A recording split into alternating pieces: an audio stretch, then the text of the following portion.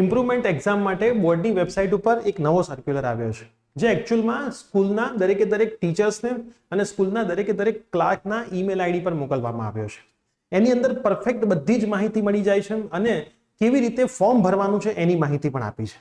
હવે ઘણા બધા વાલીઓના અને વિદ્યાર્થીઓના ફોન આવ્યા કે સર અમે સ્કૂલે જઈએ છીએ તો સ્કૂલ એવું કહે છે કે ફોર્મ તમારે જાતે ભરવાનું છે. હવે આ દરેકે દરેક સ્કૂલ માટે મેં આ વિડીયો બનાવ્યો છે. બરાબર, આની અંદર હું તમને બતાવીશ કે કેવી રીતે ફોર્મ ભરાય છે અને કોણ ભરી શકશે, બધું જ ક્લિયર બોર્ડ દ્વારા માહિતી સ્કૂલને આપી દેવામાં આવી છે. તો આ વિડીયો પૂરો જોજો અને પછી તમને જો કોઈ સ્કૂલ વાળા ના પાડે તો આ પરિપત્ર પણ હું આપણા બધા જ વોટ્સઅપ ગ્રુપમાં મૂકી દેવાનું છું. આ વિડીયો આવશે તરત જ. એક પણ વોટ્સઅપ ગ્રુપ જોડાયા ના હોય તો ડિસ્ક્રિપ્શન બોક્સમાં લિંક છે. વોટ્સઅપ ગ્રુપ તમે જોડાઈ જજો, જેથી દરેકે દરેક અપડેટ તમને ઘરે બેઠા ફ્રીમાં મળે. અને ચેનલમાં નવા હોય તો ચેનલમાં સબસ્ક્રાઇબ બટન છે અને નોટિફિકેશન બેલ ઓન કરી દો, એટલે બધી જ અપડેટ એડમિશનની અને ઇમ્પ્રુવમેન્ટ એક્ઝામની ઘરે બેઠા તમને ફ્રીમાં મળે. અને જોડે જોડે તમારા જેટલા પણ મિત્રો છે, જેટલા પણ વોટ્સઅપ ગ્રુપ છે એમાં શેર કરજો, જેથી ઘણા બધાને આ બધી માહિતી નથી, તકલીફમાં છે, તો એમને પણ માહિતી ઘરે બેઠા ફ્રી ઓફ કોસ્ટ મળી રહે. તો શેર ખાસ કરી દેજો. હવે જે પરિપત્ર છે હું તમને શેર કરું છું, અમને એક સ્કૂલ દ્વારા જ આ શેર કરવામાં આવ્યો છે. ઘણી બધી સ્કૂલ ગુજરાતની સારી છે કે જે સ્ટુડન્ટ્સ માટે કામ કરી રહી છે, પણ ઘણી બધી સ્કૂલ આવું ના બોલવું જોઈએ પ્લેટફોર્મ પરથી, જેમને સ્કૂલ સ્ટુડન્ટ્સની કંઈ પડી જ નથી. એમને અમુક સ્કૂલમાં એવું કહેવામાં આવ્યું છે જે ફેલ થયા છે એ એક્ઝામ આપી શકે, અમુકમાં એવું કહેવામાં આવ્યું છે જે પાસ થયા છે એ આપી શકે, ફેલ ના આપી શકે. અમુક સ્કૂલ એવું કહે છે કે તમારે જાતે ફોર્મ ભરવાનું છે, અમને કંઈ માહિતી નથી. બોર્ડની વેબસાઇટ ઉપર જ્યારે સર્ક્યુલર આવી જાય તોય જો સ્કૂલને માહિતી ના હોય એ વસ્તુ ખોટી છે. સ્કૂલને માહિતી છે પણ સ્કૂલને આ બધી મગજમારીમાં પડવું નથી, એટલા માટે આ કરી રહી છે. કેમ કે સ્કૂલને તો એમની ફીસ બહુ પહેલા મળી ગઈ છે જ્યારે તમે 12મું ચાલુ કર્યું હતું ત્યારે. હવે તમારામાંથી એમને કોઈ ફીસ નથી મળવાની. હવે એમને ઈચ્છા શેમાં છે? નવા 11મા વાળા, નવા 12મા વાળા જે આવી રહ્યા છે એમનામાં એમને ઇન્ટરેસ્ટ છે, તમારામાં ઇન્ટરેસ્ટ નથી. પણ જાગૃત વાલી તરીકે, જાગૃત સ્ટુડન્ટ તરીકે તમારે જ જાગવું પડશે, તમારે જ એમની સામે પડવું પડશે, તો જ ફોર્મ ભરાશે. બાકી ફોર્મ ભરવાની તારીખ જતી રહેશે.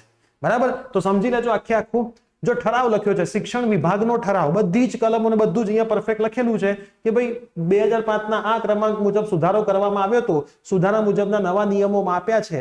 એમાં શું લખ્યું છે? માર્ચ 2024માં જે વિદ્યાર્થી એક કે તેથી વધુ વિષયોમાં ગેરહાજર હોય, સૌથી પહેલા એબસન્ટ હોય, એક કે તેથી વધુ વિષયોમાં ફેલ હોય, બરાબર, ગમે તેટલા વિષયમાં ફેલ હોય. અમુક ટીચરો એવું કે છે 2 વિષય, અમુક કે 1, અમુક કે 3, ગમે તેટલામાં ફેલ હોય, અને અમુકને સુધારાનો અવકાશ કરવો હોય, પૂરક પરીક્ષા આપવા ઈચ્છતા હોય, બરાબર, પૂરક પરીક્ષા મતલબ પાસ થઈ ગયા હોય અને ફરીથી એક્ઝામ આપવી હોય, ઉત્તીર્ણ લખ્યો વિદ્યાર્થીઓ ઉત્તીર્ણ થયેલ છે પરંતુ પરિણામને સુધારવા ઈચ્છતા હોય, તો આ ઠરાવ એના માટે કરવામાં આવ્યો હતો. જો ક્લિયર લખ્યું છે બોર્ડે, શું લખ્યું છે? તમે એબસન્ટ હો, 1માં હો, 2માં હો, અમુકમાં આયા હોય, કોઈ ચિંતા નહીં. તમે કોકમાં ફેલ છો, કોકમાં પાસ છો, કોઈ ચિંતા નહીં. તમે બધામાં પાસ છો, કોઈ ચિંતા નહીં. બધા કેસમાં પરીક્ષા આપી શકો.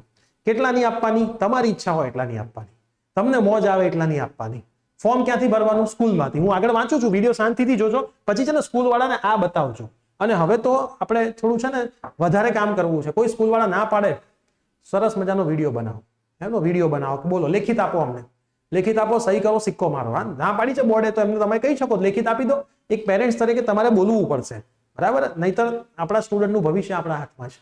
એમને કહી દેવાનું લેખિત આપો, સિક્કો માર દો, તમારા સ્કૂલનો સાઇન કરી દો પ્રિન્સિપાલની, ધેટ્સ ઇટ. હું મારી રીતે પછી લડી લઈશ, બરાબર. પછી આપણે મને ફોન કરજો, બરાબર, આપણે કંઈક કરીશું, ઠીક છે. પછી જ સ્કૂલ વાળા કરી આપશે, 100% કરી આપશે. થોડુંક તમારે બોલવું પડશે, નહીતર અને આમાં તમે બોલશો નુકસાન કશું નથી જવાનું. સ્કૂલનું આમાં કશું નથી, ખાલી ફોર્મ ભરીને છૂટી. તમારા માર્ક ઘટશે બટશે નહીં, બરાબર. બીજું બધું તો ઓટોમેટિક બોર્ડમાંથી પેપર આવશે, બીજી સ્કૂલમાં પરીક્ષા આપવાની છે. નીચે જઈએ, અરજી કરવા માટેની પ્રક્રિયા સમજતા જજો. અરજી કરવાની પ્રક્રિયા ચાલુ થઈ છે હવે. જો પૂરક પરીક્ષાનું આવેદન પત્ર શાળાઓએ, ક્લિયર લખ્યું છે, શાળાઓએ બોર્ડની વેબસાઇટથી ભરવાનું છે. કોઈ જાતે નથી ભરવાનું, શાળાઓએ બોર્ડની વેબસાઇટ પરથી ઓનલાઈન કરવાનું રહેશે. આવેદન પ્રક્રિયા તથા ફી ભરવાની પ્રક્રિયા શાળા દ્વારા ફક્ત ઓનલાઈન માધ્યમથી જ કરવાની રહેશે. શાળા દ્વારા ઓનલાઈન જ કરવાની રહેશે.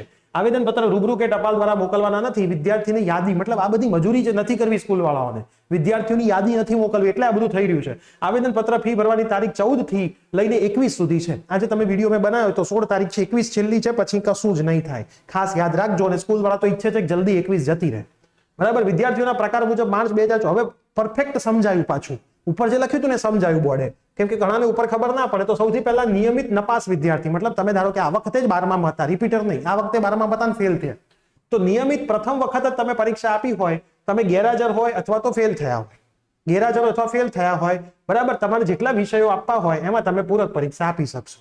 કોઈ વિષયોને બંધન નથી. એના પછી રિપીટર અથવા તો નાપાસ, મતલબ ગયા વર્ષના રિપીટર વિદ્યાર્થીઓ, સમજો જેમણે આ વર્ષે એક્ઝામ આપી હતી એમના માટે લખ્યું છે કે તમે એબસન્ટ રહ્યા હોય અથવા પાછા ફેલ થયા હોય તોય તમે જે વિષયમાં હાજર થયા હતા, લખ્યું છે માર્ચમાં તમે જે વિષયમાં નોંધાયા હતા એની જ તમે આપી શકશો, બરાબર. મતલબ એ તો મેં પહેલા કીધું હતું કે રિપીટર માટે એવું છે કે માર્ચમાં જેની આપી હોય, કેમ કે જે રેગ્યુલર હશે ને તો બધી આપી હશે, રિપીટરે માર્ચમાં જેની આપી હોય એની જ આપી શકે પછી, બરાબર. તમે માર્ચમાં જેની ના આપી હોય એની તમે ફરીથી નહીં આપી શકો. મેઇન 5 સબ્જેક્ટ છે આપણા. પ્રેક્ટિકલમાં પાસ હશો તો નહીં આપી શકાય, પ્રેક્ટિકલમાં ફેલ અથવા તો એબસન્ટ હશો તો આપી શકાશે. દરેક વિષયની આપી શકાય. પછી અલગથી એવું મેસેજ નહીં કરવો કે સર ઇંગ્લિશની આપી શકાય. હું જે શબ્દો બોલું છું ખાસ શાંતિથી સમજી લેવા. ઉત્તીર્ણ વિદ્યાર્થીઓ માટે લખ્યું. જો ઘણા તો એ નથી ખબર કે પાસ વિદ્યાર્થી આપી શકશે સ્કૂલ વાળાને. નિયમિત રીતે પાસ વિદ્યાર્થી હોય, બરાબર. મતલબ આ વખતે તમારું 12 સાયન્સ હતું ને પાસ છો તો જો લખ્યું છે પરીક્ષા આપેલ હોય, પ્રથમ પ્રયાસમાં જ પાસ થયા હોય, પણ પરિણામને મારે સુધારવું છે, ઇમ્પ્રુવ કરવું છે, તો પાસ થયેલ વિદ્યાર્થીઓ પૈકી કોઈ એક કે તેથી વધુ સૈદ્ધાંતિક વિષયની પરીક્ષા આપી શકશે. સૈદ્ધાંતિક એટલે પ્રાયોગિક નહીં. એક કે એકથી વધુ તમારી ઈચ્છા મુજબ આપી શકશો. એકની આપી શકો, 2, 3, 4 મોજ પડે એટલી આપો. કોઈ નિયમ નથી, બરાબર. તમારા માટે એકની આપો, 2ની આપો. હું તો એવું કહીશ કે જો ફિઝિક્સમાં તમારા ઓછા માર્ક હોય તો આપી જ દો.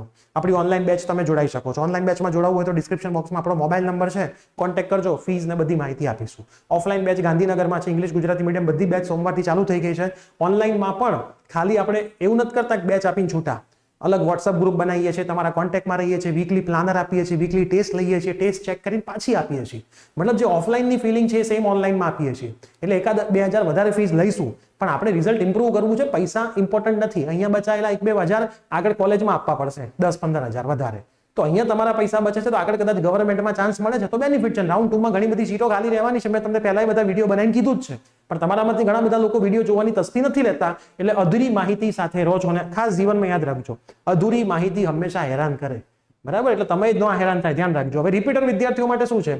પ્રથમ વખત ધોરણ 12 વિજ્ઞાન આપેલ હોય અને માર્ચમાં રિપીટર નોંધાયેલા હોય, ઉત્તીર્ણ થયેલો હોય, પોતાની પરિણામને મતલબ રિપીટરે જો ફેલ હોય અથવા તો પાસ થાય તો પણ એ એક્ઝામ આપી શકે. લખ્યું છે પૂરક પરીક્ષા આપી શકશે. હવે જો શાળાની પ્રક્રિયા લખી છે, જો અહીંયા લખ્યું છે શાળા દ્વારા લોગિન કેવી રીતે કરવાનું છે. તો શાળાએ લોગિન કરવા માટે પોતાનો ઇન્ડેક્સ નંબર, પાસવર્ડ ને કેપ્સ કોડ ભરીને લોગિન બટન પર ક્લિક કરવાનું છે અને ફોર્મ શાળા મારફતે જ કરી શકાશે. એની નોંધ લેવી. જો લખ્યું છે, હું લાલ કલરથી કરું. આ જે પ્રક્રિયા છે એ શાળા મારફતે, આ શાળાને બતાવો કે આ શું લખ્યું છે. તમે ના પાડો છો તો આ શું લખ્યું છે, તો શાળા મારફતે જ થવાનું છે. પછી નીચે વાંચીએ કેવી રીતે કરવાનું છે. જો શાળાને આખું બોર્ડે સમજાયું છે કે ભાઈ તમારે આવી રીતે આખી પ્રક્રિયા કરવાની છે, બરાબર. જો આ શાળા માટેની પ્રક્રિયા છે, આમાં આપણે પડતા નથી. બોર્ડે આવો સર્ક્યુલર શાળાને મોકલ્યો છે કે ભાઈ તમારે આવી રીતે બધું કરવાનું છે, આવી રીતે એપ્લાય કરવાનું છે આખું. તમે આવી રીતે એપ્લાય કરશો, ફીસ ભરશો, સક્સેસફુલ આવી જશે, બરાબર. એમના બધા જ વિષયોની માહિતી, અમાઉન્ટ પે કરવાની છે જેટલી પહેલી વખતમાં પે હતી, એ બધું તમારે કરીને આખું એનાલિસિસ કરીને તમે બોર્ડને મોકલવાનું છે, બરાબર. બોર્ડને મોકલવાનું છે. આ આખું પરિપત્ર આપવામાં આવ્યું છે બોર્ડને, બરાબર. અને એમાં ક્લિયરલી લખ્યું છે કે આ ફોર્મ બોર્ડ ભરશે. હવે 100 વાતની એક વાત સિમ્પલ લેંગ્વેજમાં હું તમને સમજાવી દઉં તો સમજી લો કે તમારી પરીક્ષા માર્ચ મહિનામાં તમે આવ્યા છો.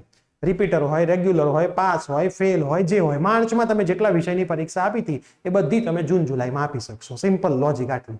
તમારી ઈચ્છા કેટલાની આપવી છે, કોઈ નિયમ નથી, બરાબર.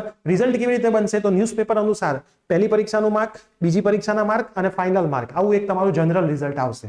બધા પરીક્ષાના રિઝલ્ટ અલગથી સાચવવા નહીં પડે. જે લોકો પહેલી આપી છે એમ ખુશ છે, બીજી આપતા જ નથી તો એમના બીજાનું ખાનું ખાલી હશે અને ત્રીજામાં તમારું પહેલાના માર્ક લખેલા હશે. ત્રીજામાં તમારા પહેલાના માર્ક લખેલા હશે. સિમ્પલ આ રીતની સિસ્ટમ ચાલશે, બરાબર. ત્રીજાના માર્ક જે છે ત્રીજી કોલમના જે તમારા બેસ્ટ ઓફ 2 પ્રમાણે હશે એ તમારે લાઈફ ટાઈમ બધી જગ્યાએ યુઝ કરવાના રહેશે. પરીક્ષા ક્યારે આવશે? જૂનના એન્ડિંગમાં આવવાના ચાન્સીસ વધારે છે. 10 દિવસમાં રિઝલ્ટ આવી જશે, બરાબર. 10 દિવસમાં રિઝલ્ટ આવી જશે. અને ખાસ સાંભળી લેજો, ઘણા બધા વિદ્યાર્થીઓ માર્ક ઇમ્પ્રુવ કરવા પરીક્ષા આપવાના છે. ફેલ તો ઓછા છે પણ ફોર્મ વધારે એટલે ભરાવાના છે કે લોકોને માર્કથી સંતોષ નથી. હું 90 નો સ્ટુડન્ટ હતો, મારે 60 આવ્યા છે એટલે હું આપું છું, તો તમે રહી ના જતા. તમારે આપવી હોય તો આપી દેજો. અને પરફેક્ટ ગાઈડન્સ સાથે મહેનત કરવી હોય તો અમારી સાથે જોડાઈ જજો, જેની અંદર હું પોતે ફિઝિક્સ ભણાવું છું. હું તમારા કોન્ટેક્ટમાં રહીશ અને પછી આગળ આખી એડમિશન પ્રોસેસમાં પણ તમારો સાથ આપીશું, બરાબર. કેમ કે તમે અમારા બેચના સ્ટુડન્ટ્સ છો. બાકી બધાને વોટ્સઅપ પર સપોર્ટ મળે જ છે, યુટ્યુબ પર ફ્રીમાં વિડીયોઝ આવે જ છે, પણ તમને અલગથી સપોર્ટ પણ આપવામાં આવશે એડમિશન પ્રોસેસ માટે પણ. તો બેચમાં હજી પણ તમારે જોડાવવું હોય તો ડિસ્ક્રિપ્શન બોક્સમાં નંબર છે, કોન્ટેક્ટ કરી શકો છો, બેચની માહિતી લઈ શકો છો અને બેચમાં જોડાઈ શકો છો. તો આ રહ્યો આખો સર્ક્યુલર હું ગ્રુપની અંદર પણ શેર કરી દઈશ. વિડીયો તમારા બધા મિત્રોમાં શેર કરી દેજો. આવી નવી અપડેટ આપણે અહીંયા યુટ્યુબ ચેનલ પર મૂકતા રહીશું અને આખી તમારી એડમિશન પ્રોસેસમાં તમારી સાથે રહીશું, જેથી કોઈને પણ એડમિશન પ્રોસેસમાં તકલીફ ના પડે. પણ તમારે એક કામ કરવાનું છે, વિડીયો શેર કરવાનો છે, જેથી મેક્સિમમ ગુજરાતના ખૂણા સુધી આપણે પહોંચી શકીએ અને બધાને એડમિશનની માહિતી ઘરે બેઠા મળી શકે. મળીશું આવી જ કોઈ નવી અપડેટ સાથે. Bye, take care.